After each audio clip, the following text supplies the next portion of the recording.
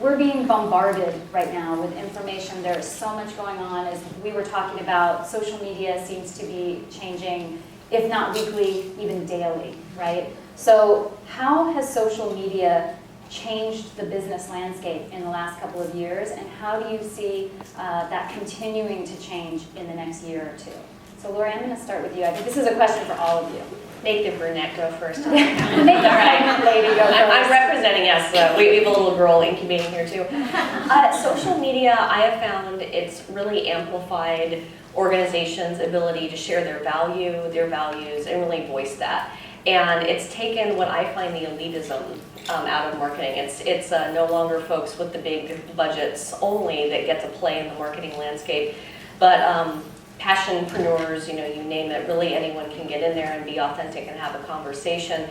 That's the good part of it. There is the bad, the ugly. There's things that happen outside of our control, messages that organizations cannot control, conversations happening, and while we're sitting here, things are happening in cyberspace.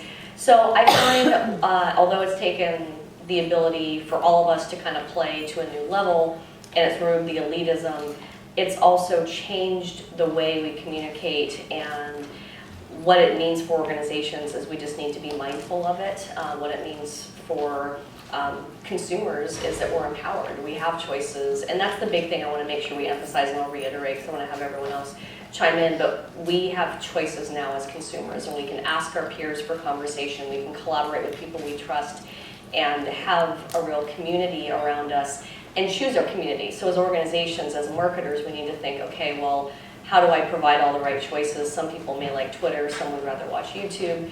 And so it's a lot more to ponder, but I really gravitate towards there's a lot of good that can happen out of it. Mm-hmm.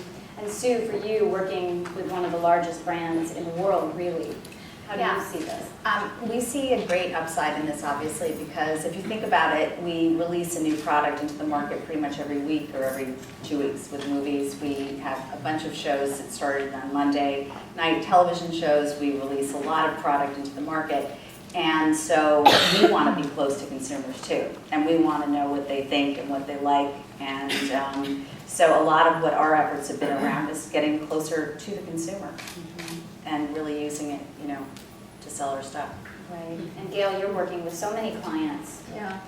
I would say there's probably 3 significant ways that businesses are changing and being affected. I would say the first way is companies and businesses today realize that if they want to be successful in the marketplace, they need to engage with their consumers. And I think that word engagement is really key. And I'm sure it'll come up again, and we can talk about all the different ways that it means. But companies come to us and other people to try and figure out how to do that and what feels right for their particular constituencies. I think the second thing that companies today have had to struggle with, quite frankly, is the notion of letting go.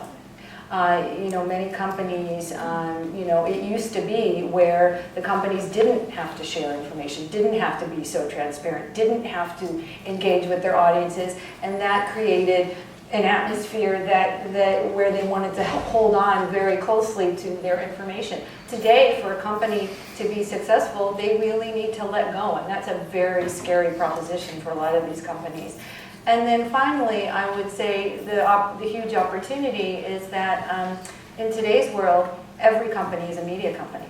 So every company has the potential to create their own content and get their own message out and be and deliver their content to their consumers in the way that they want to receive it. And every company is a media company, whether they know it or not. Yes, right? exactly. Which is happening.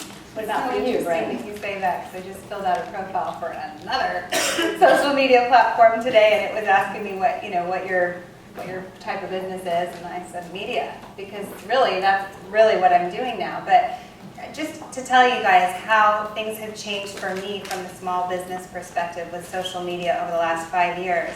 When I first started in business, I couldn't get a brand to pay attention to me to save my life.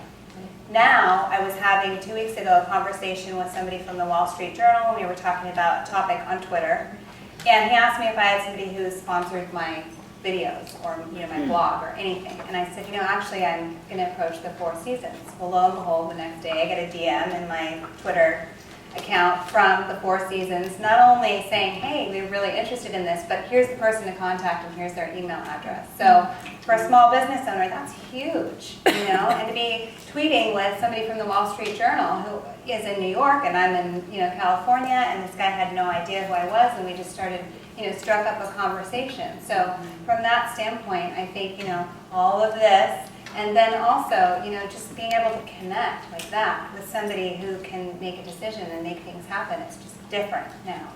Well, and I think you bring up a good point. I mean, you're one of the most socially engaged people that I know. I don't know if anyone in here follows Britt on Mama Twitter. Britt. Right, Mama Britt.